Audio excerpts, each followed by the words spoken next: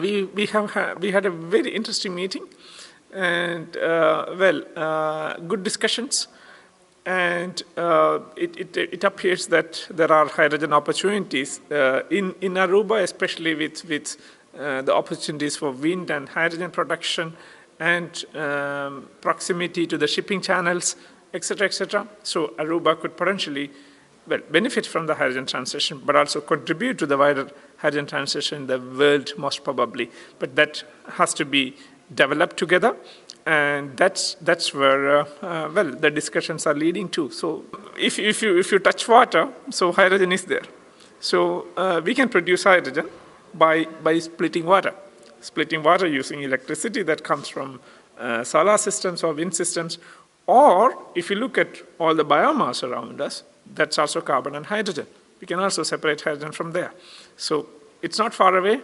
It's very, very, very close to us. But we have to get it in a form we are able to make use of. And that's where this technology is now very fast developing and leading us to. That's also an interesting aspect of hydrogen as a fuel. Because unlike the energy economy of the past, where centralized systems were more popular, or the hydrogen systems probably will help us to produce hydrogen locally when there is solar energy or wind energy available, or if biomass available, at also small scale. So we can actually have larger systems, but also small systems. And if you look at an island, small to mid-sized systems might help with hydrogen transition. So that's a very interesting opportunity as well. Of course, there is very clear projections about cost reduction and where the cost might end up, and it's already starting to be attractive for certain applications such as mobility, and eventually it's expected to be attractive for all different types of applications. But that's where clearly all the indications are leading us now to.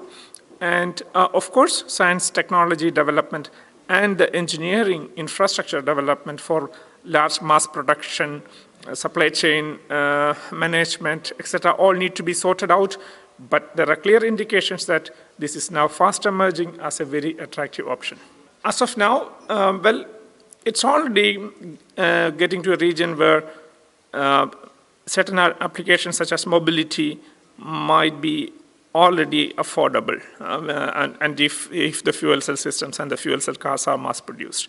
And eventually this could actually also become the case with other sectors. So we are certainly reaching there, and we have to keep in mind that these systems are still not mass produced. And when the mass production starts, the costs are expected to come down further. But that's clearly what we start seeing now. This is the first time I encounter with a serious opportunity with a group with enthusiasm about such a possible transition. So from the experience we have till now, this certainly looks like an important area to work on and move ahead.